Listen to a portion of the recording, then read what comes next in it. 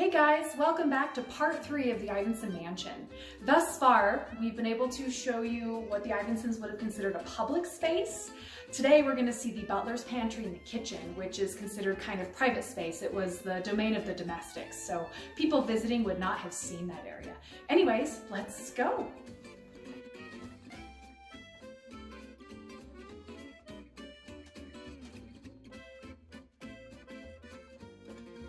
So this is the entrance to the Butler's Pantry. There would have been a door here and guests wouldn't have been allowed past this point.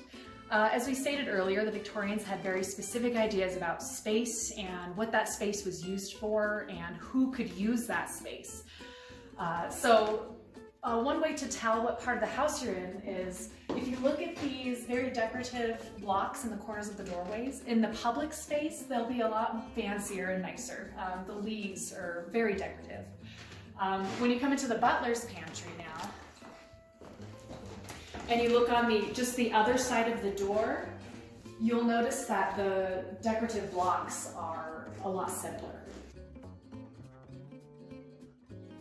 So this buffet, on top of it is this punch bowl and matching cups and tray.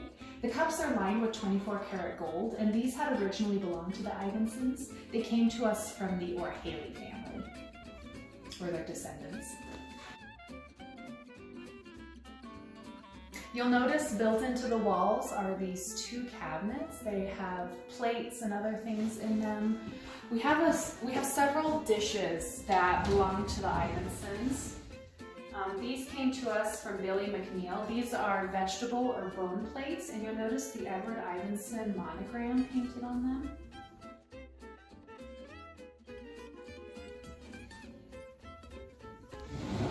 One thing that's interesting is one of the only types of fresh fish that could be shipped here were oysters. They would be packed live in salted water and stored in casks, and they could come from the East Coast or the West Coast, and people could go down to the train and purchase them from there. Other than that, any other fish had to be salted or pickled. The Ivinsons were known for loving their oysters. They had these oyster plates made in Europe, and they also have the Edward Ivinson monogram in the center. A couple years ago, we received this from the Guthrie family. It's a candy dish and 2 matching candelabras. They're really special. They came, if you look here on the bottom, it says presented by Edward Ivinson and Madame Wilkinson. These were a wedding gift to Mr. and Mrs. Guthrie during their wedding in 1924 from Edward and Madame Wilkinson. Jane Wilkinson was a relative of the Ivinsons and came to help keep house after Jane's death in 1915.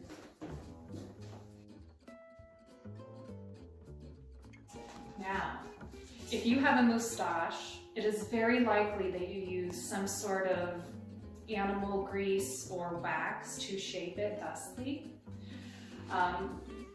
In the 19th century, they had very special cups called mustache cups, and this little piece of porcelain was included to protect the wax from your hot beverage, so you didn't slosh your hot drink into your wax and then have it drip down into your coffee or tea.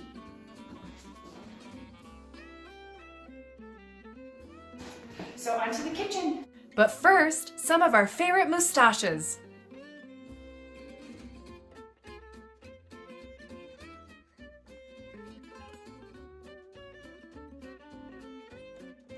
So over here to my left, we put together an exhibit showing Turk Turkelson as a young boy. He was hired by the Ivinsons to deliver fresh oysters from the train every Friday. Over here to my right is a sink. It is thought that this is the original sink and may have belonged to the Ivinsons. We of course do not know, but it does date to that era.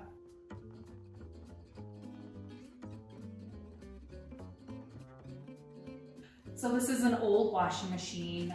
It was used around 1870. These are big blocks of soap. So what they would have done is they would have put the dirty clothes in, dumped in hot water, the soap, and then they would have turned this handle to wash it. When it was done, when they were done washing it, they would put it through this mangle to wring out the water, and then probably hang it on a clothesline outside. So this is the cook's pantry. In here is a very unique space called a cold storage. It wasn't a refrigerator. They didn't store like meat and butter and that sort of stuff in there, but it does have some sort of airflow in there. When we open the doors, you can actually feel that it is a lot cooler than the space outside of the doors. So it's probably used to just help keep things fresh, fruits and veggies and things.